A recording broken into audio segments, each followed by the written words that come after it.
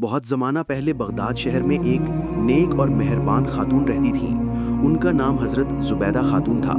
وہ خلیفہ ہارون رشید کی بیوی تھیں، لیکن بہت سادہ دل اور اللہ سے ڈرنے والی خاتون تھیں۔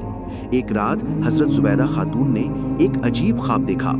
انہوں نے دیکھا کہ وہ ایک چوراہے پر کھڑی ہیں اور لوگ ان کی طرف دیکھ کر کچھ کہہ رہے ہیں۔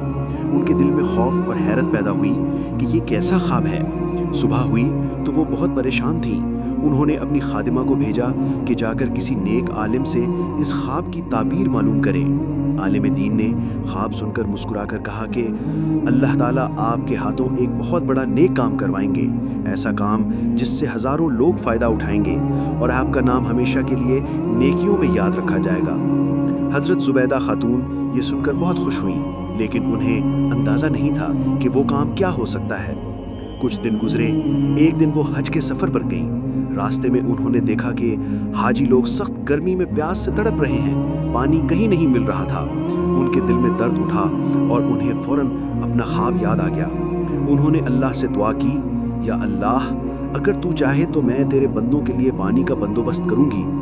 پھر انہوں نے حکم دیا کہ بغداد سے لے کر مکہ مکرمہ تک ایسا نظام بنایا جائے جس سے لوگوں کو صاف پانی مل سکے۔ ان کے حکم سے نالے، کنویں اور نہریں بنائی گئیں۔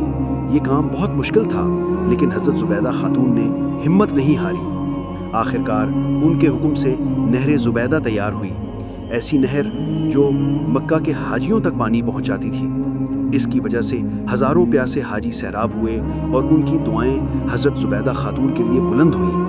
جب کام مکمل ہوا تو ایک بزرگ نے فرمایا کہ یہی وہ نیک عمل ہے جس کی خوشخبری آپ کو خواب میں دی گئی تھی۔